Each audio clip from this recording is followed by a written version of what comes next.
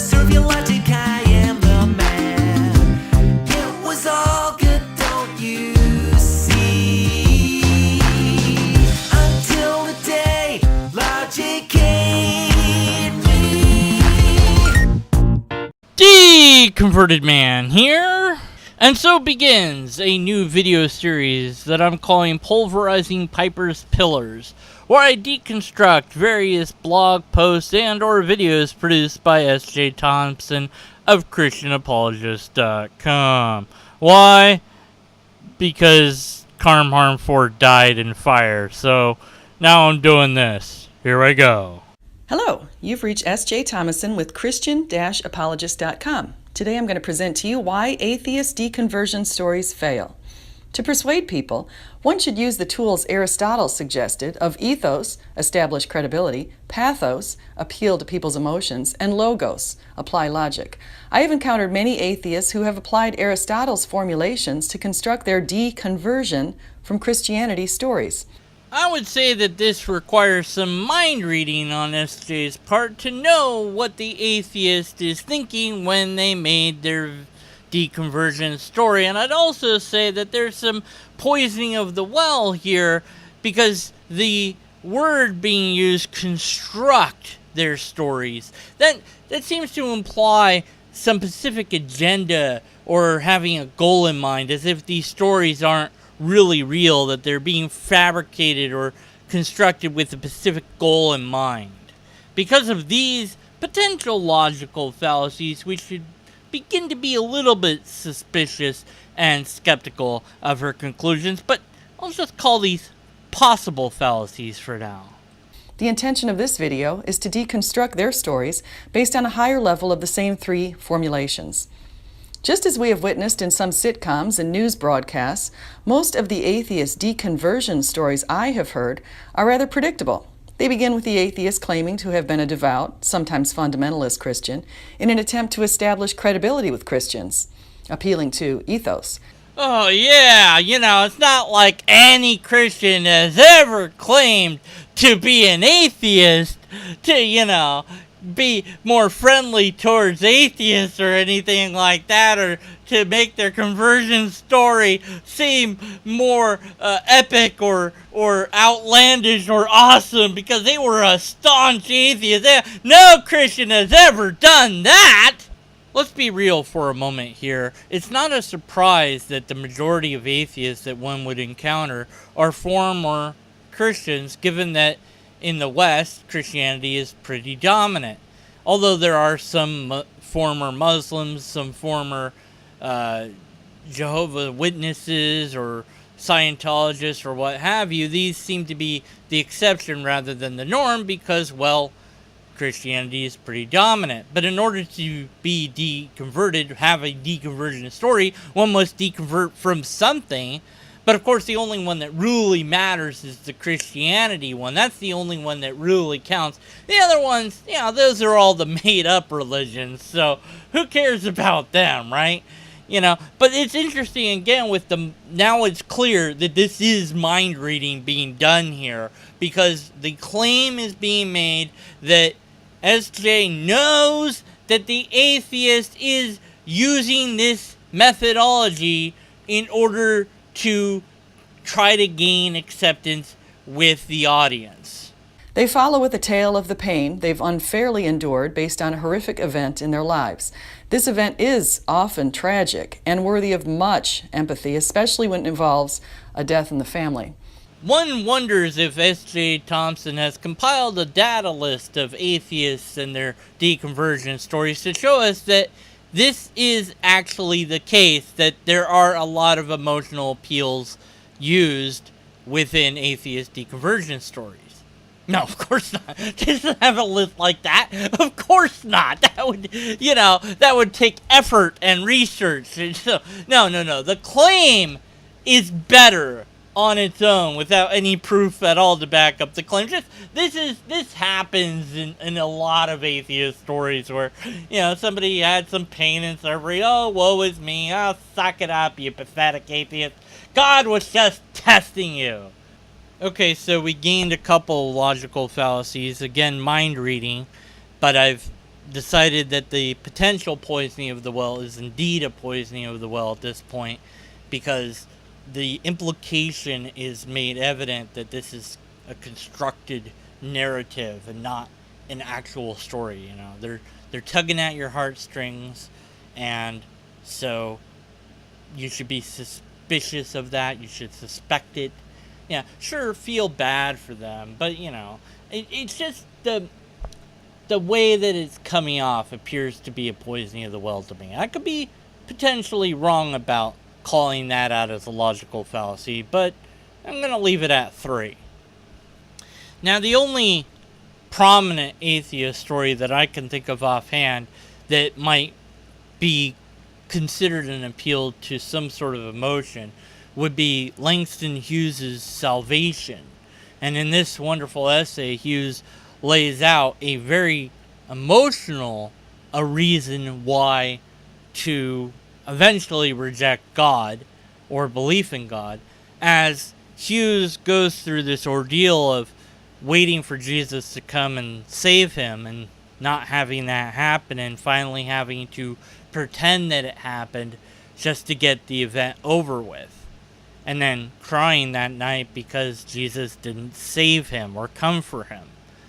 So that certainly is emotional and could certainly lead one to eventually stop believing in God. I mean, it's kind of hard to believe in a God that doesn't care about you. I mean, you're told that this particular God cares about you. So Jesus didn't come to save you. Either you're screwed or God doesn't exist. It's probably easier to decide that God doesn't exist. Maybe that is based on emotion. But why didn't Jesus come for Langston Hughes?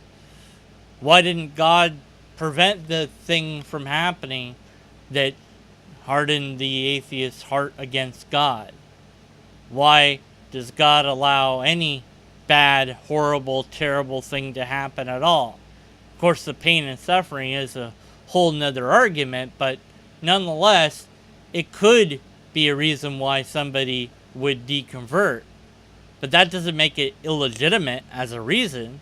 I'd rather people deconvert if they're going to based on facts and evidence rather than emotion. But the result in the end is the same. And Christians go to Christianity because of emotion, and a few claim that they go to it because of the arguments, and maybe they do.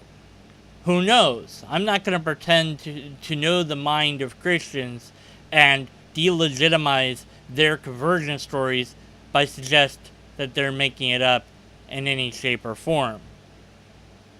But you know, we gotta keep going, because I'm still waiting for why these deconversion stories fail, and that argument hasn't been presented yet. Through this event, they call on our emotions, pathos. Then they state that God did not answer their prayers, calling on the logic of those who believe God has not answered their prayers either. Logos. A second approach using logos is to claim they studied the Bible and 1. The stories of Yahweh in the Old Testament turn them off. 2. The claims about the Messiah cannot be true since they violate our natural laws. And 3. The claims from atheists or agnostics like Richard Carrier, Bart Ehrman, Richard Dawkins, Sam Harris, Christopher Hitchens, Daniel Dennett, and Matt Dillahunty seem reasonable. Yeah, darn those pesky atheists and their appeal to logic. I mean, come on, guys. Can't you come up with something other than logic or emotion or anything else? I mean, what else you got to offer? Enough already. I mean, just you seem so logical and reasonable. Oh, how dare you? Oh, and those arguments that you suggested, I don't know that they're making these arguments. I don't think it would be a stretch to suggest straw man at this point. So I'm going to put the number up there and go ahead and say, yeah, straw man. Atheists use Aristotle's logic to justify themselves, not only to us, but to our Lord. Okay, what to call this fallacy? Let's see. You made a statement, Aristotle's logic.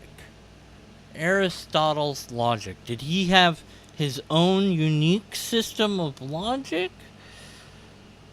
Or did he have some ideas about logic that we still use today? Yeah, I'm going to say this is kind of a half-truth, because it doesn't really encompass what logic is. Yeah, when people say to me, well, you're using your logic, it's like, look, there is no single person that owns logic. It's just this thing that we've come up with together. And sure, he might have been the start of it, or at least one of the starts of it, but that doesn't mean that it was his. So, yeah, half truth on that one. I'm going to go ahead and say another mind reading on the whole justify ourselves to you statement. And then I'm going to follow with the logical fallacy. Can't see any other way to label it than fractal error. It isn't true that any atheist justifies themselves to God because they don't believe in God. So why would they need to justify themselves to it? That's wrong on every single conceivable level that it could be wrong, which makes it a fractal error. Otherwise, I would call it outright lie, but every time I do that,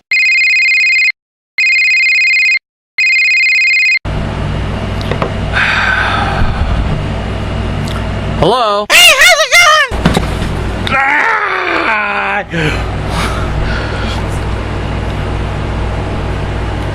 Like the emperor with no clothes, some of them march proudly among their peers in a cloud of pride and ignorance. Yet the Lord sees through them for who they are. He knows the hearts of all in humanity and can easily distinguish the unintentional from the intentional deceivers, just as a farmer could distinguish the wheat from the weeds. The parables of the lost sheep, prodigal son, and tares well explain these distinctions. Romans 1 further explicates that we are all hardwired with the knowledge of our supreme Creator. You mean like the tribe that Daniel Everett went to go missionary to, the pariah people who have zero concept of God? They know in their heart that God exists? Huh. Interesting, since, Daniel Everett went to go missionary to them and they weren't convinced by the gospel at all. In fact, they found it hilarious and funny. And he actually wound up deconverting as a result of that. But that's just one of those stories that atheists make up, I mean, why would we believe him? Also, you didn't tell me where in Romans you're talking about, just Romans 1. So, do you mean this part of Romans? God has not made it plain to me or others. This seems to be talking about a particular group of people that God had made it plain to, that then they were rejecting God even though they knew that God was there. They had ample amounts of signs and wonders and evidences that atheists today ask for, let's see a miracle on demand, and no Christian can produce it, no religious person can produce it. It's not been demonstrated to be a thing in a controlled environment yet. Yet, we're told, well, those people, they had all that evidence. And they still doubted. Which is why Romans and other places in the Bible goes to great pains to paint them in bad light. I mean, they had the evidence, yet they doubted still. So this would be, I guess, the equivalent of flat earthers or something like that, where you show them the evidence and yet they reject it. Yeah, they are fools for doing that. But that's certainly not the modern day atheist. So, straw man plus bad theology. But bad theology is not a logical fallacy. So let's just stick with the straw man, and plus the whole, having God written on our heart thing is presuppositionalism. And although that's not technically a logical fallacy, I'm going to go ahead and say further mind reading to know that people believe in God but are suppressing it. And also, I'm going to throw in circular argumentation because you're assuming that the Bible is actually true. How should Christians respond to these deconversion stories? We should offer our own conversion testimonies. The most powerful way that we have to share the good news of the resurrection of Jesus Christ is through our testimony of how we determine the good news to be the truth. Wait a minute, wait a minute. How does anything that you say in the entire video demonstrate the premise of your video, which is to explain why these deconversion stories fail and on what level they fail? You mean fail to convince people? Or, like, fail in terms of reason or logic? Or in what way do they fail? I don't know, but here's her story, which, by the way, will follow the same exact arc that she was complaining about for our stories, except she's not going to claim to be an atheist, so at least that's something. I was born and raised in a Catholic family, but most in my family left the church in my 20s. I floundered about for 2 decades, bouncing from denomination to denomination, and occasionally studying up on the Eastern faiths. Then I had a very dark spiritual experience that sent chills up my spine and made me realize that God is active, loving, merciful, and powerful. He is both within this universe, immanent, and external to it, transcendent. My son asked to go to church, and we entered a Baptist church just outside of my neighborhood, where I felt overcome by the power of the Holy Spirit. My life transformed, and I was baptized for a second time. I started ambitiously seeking knowledge of the Lord. Around that time, I found myself sitting next to a pastor on a plane who convinced me to read C.S. Lewis's Mere Christianity and Great Divorce. The books greatly inspired me, setting me on an upward trajectory towards the way, the truth, and the life. After many years of only having a tiny New Testament and Psalms and Proverbs in my home, I purchased several versions of the Bible for my family. We are all closer to God now, and life has become worth living. As C.S. Lewis said, I believe in Christianity as I believe the sun has risen, not only because I see it, but because by it I see everything else. Hey, SJ, you missed one. You missed one. You missed my favorite one. You left it out there. I'm sure it was a mistake or something, but you might want to go ahead and do that. Put that one in there. That would be great. In fact, just use that one. That's the only one that I care about. No, not gonna do that one. Just okay. Maybe you will. I don't know. Hey, by the way, while I have your attention, where in the Bible does Satan lie? Just wondering, you know. Atheists who call on ethos, pathos, and logos to present their cases only see the naturalistic explanations for the events surrounding them. Well, that may or may not be the case, but here's the thing. We can measure and test and interact with the natural world. What can we do with anything that's not natural? How would we go about forming a methodology to show that it was even a thing to begin with? They fail to see the other half of the world, that which goes beyond this world. They fail to see that which inspires and calls on us to love, forgive, and give thanks. Accordingly, their stories only appeal to our natural experience and fail to appeal to our spiritual sense. So, wait a minute. Are you asking for a spiritual reason to deconvert story? That would be weird. I mean, what would that even look like? Like, I had this tremendous spiritual experience of not God, so that convinced me that there was a not God. I mean, what would that be? What does that have to do with anything? Okay, it doesn't appeal to your spiritual thing, whatever the bleep that means. So what? What does that matter? Maybe that's why SJ asks different atheists about their spiritual experiences and is fascinated by that. Those things that I once called spiritual, I recognize as mundane phenomenon, and even if I can't explain them readily as being mundane, to say that they're anything else would be an appeal to ignorance. The door in my room opens up suddenly on its own, and I proclaim it's a ghost. How do I know that? How do I know that there's even a thing called a ghost, let alone that it can open my door? So, what methodology would I make to show that that's the case? And when you say spiritual, what do you mean? If it's just a substitute for feeling, then you're asking for feelings, which atheist stories have already given you in your own summary. But if you're asking for something else that's not about feelings, but about some sort of weird, I don't know, spiritual experience that made them convinced that there wasn't a God? Like, well, what if they had a spiritual experience of Satan and the devil shows up and, they're talking to him and he's like, yeah, I'm the only thing that exists. I'm the one that wrote that book. I wrote all the books of religion, and I'm the only thing there is. I am the God that exists. But I'm not a God in the sense that I made the universe per se, but I made up all these religions and people worship a God that doesn't exist, and when they die they're just dead, but I'm kind of just here, I just exist, and so they believe in the devil, but they don't believe in God, so they deconvert, but they're not really, they're an atheist by name because they don't believe in God, but they believe in a devil, and and then they have this weird spiritual story, but that wouldn't convince you either. Of course it wouldn't. I know that because I listened to a hangout you were in, and you said you've had all these spiritual experiences that just keep reaffirming what you already believe to be true.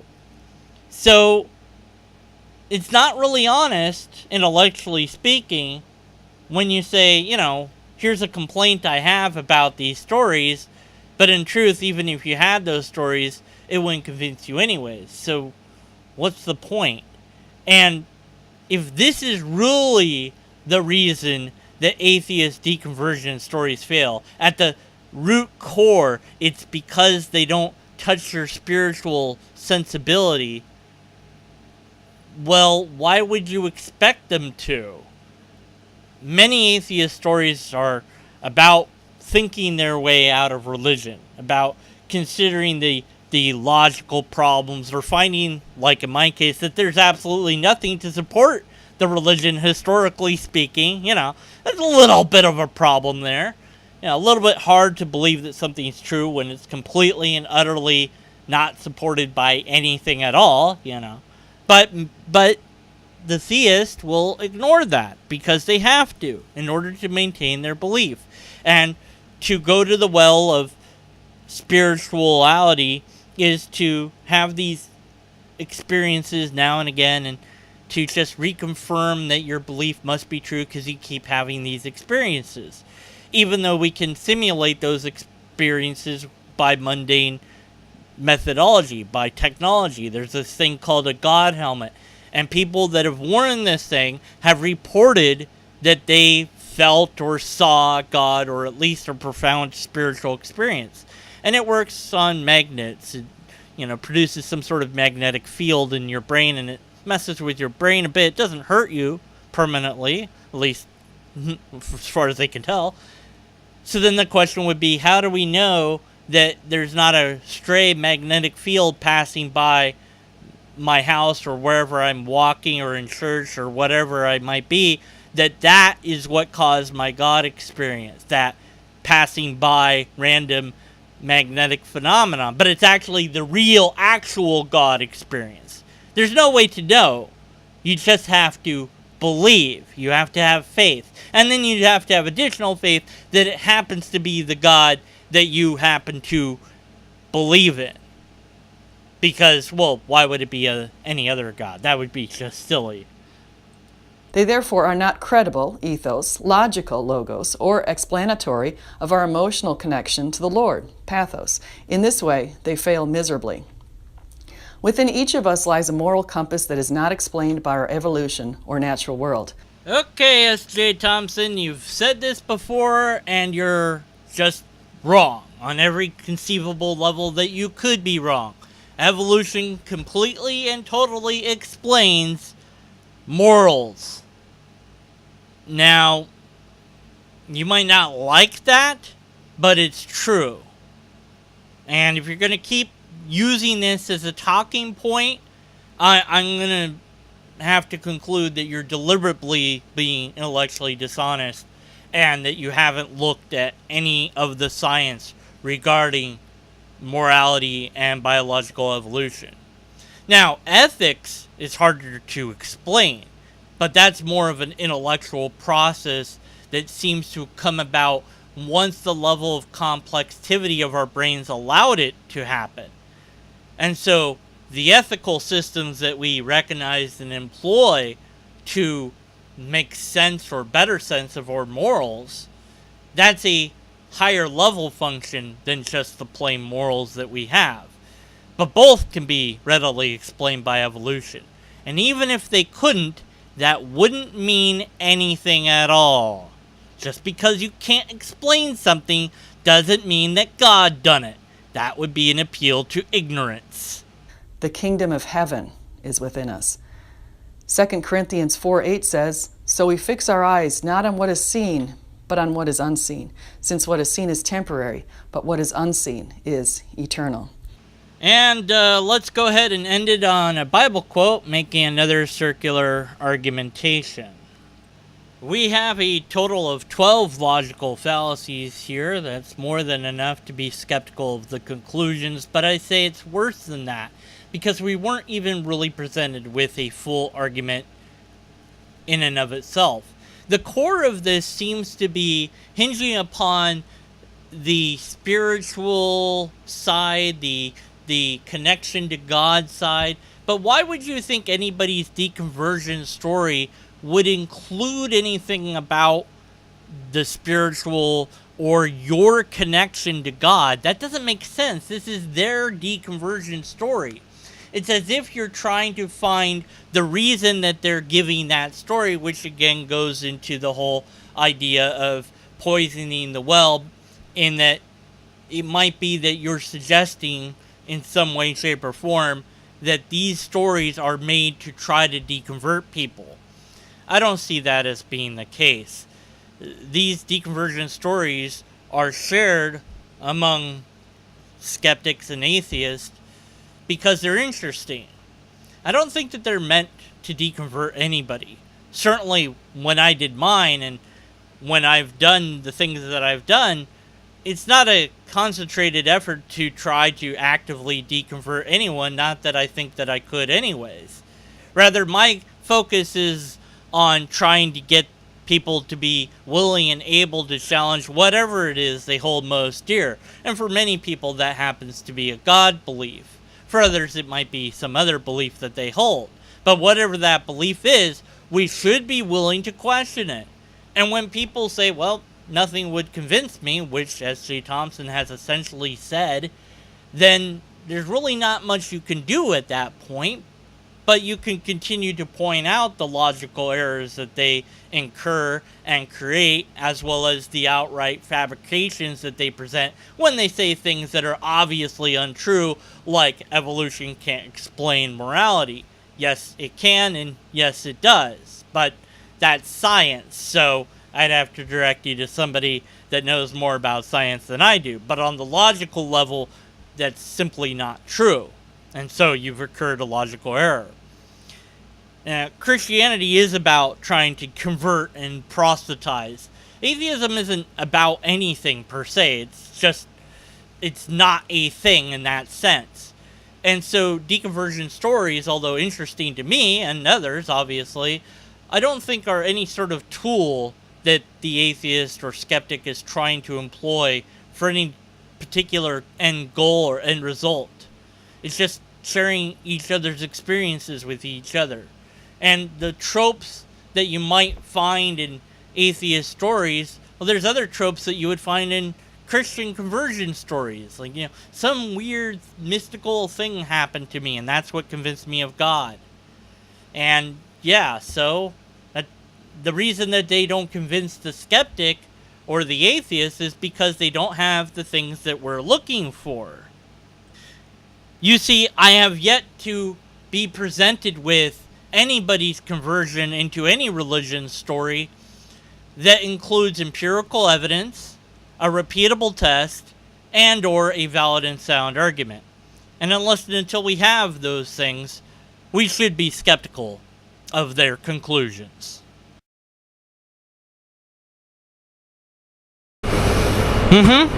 Yeah, I remember that video series. Yeah, no, I'm totally gonna do that Bing Tong thing. Yeah, no, I am. No, yeah. And the Karm Harm 4, yeah, I'm gonna do that too. Yep. And the versus Ben. Wow, yeah, I'm gonna return to that eventually. Okay, bye.